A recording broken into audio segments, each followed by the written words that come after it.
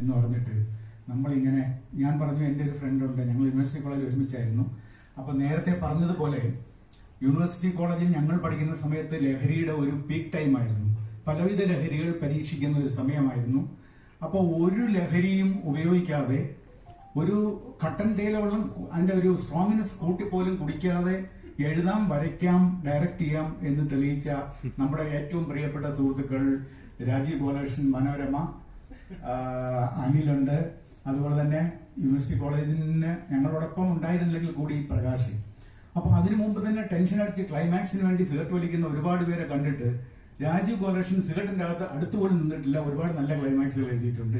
അതുപോലെ തന്നെ അനിൽ നന്നായിട്ട് ചെയ്തിട്ടുണ്ട്. അപ്പൊ ഈ അനിലിനെ നമ്മൾ അവിടെ സതീദേവിയുടെ മകനെ പഠിപ്പിക്കാൻ ഇൻട്രൊഡ്യൂസ് ചെയ്തിട്ട് സതീദേവി എന്റെ അടുത്ത് വിളിച്ച് പറയുന്നുണ്ട്, സന്തോഷേ, ഒരു സാധാരണ ടീച്ചേഴ്സൊക്കെ ആണെങ്കിൽ അവൻ വയലന്റ് ആവും, പ്രശ്നമാവും. അടുത്ത ദിവസം ടീച്ചർ പോണതാണ് സീൻ. പക്ഷേ നല്ല ഭംഗിയായി അക്കാഡമിക് ഇയർ കംപ്ലീറ്റ് ചെയ്യുകയും ചെയ്തു.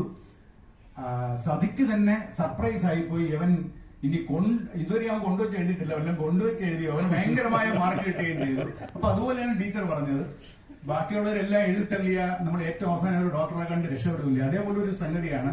പിന്നെ മാഡം പറഞ്ഞതുപോലെ പമ്മി ഇരിക്കുമ്പോൾ നമ്മൾ വിചാരിക്കും ഈ അനില് ഇങ്ങനെയൊക്കെ ചെയ്യും എന്ന് നമ്മൾ പറഞ്ഞറിയും. നമുക്ക് പിന്നെ കുറെ കൂടുതൽ അടുത്തറിയാമെന്നുള്ളത് കൊണ്ട് നമുക്കറിയാം. എന്തായാലും ഇത്രയും കൂടുതൽ പ്രതികരണം വന്നത് റഹീം പറഞ്ഞു. റഹീം ആണ് PR നോക്കുന്നത്. ഞങ്ങള് കേരളത്തിൽ ഒരുമിച്ചായിരുന്നു.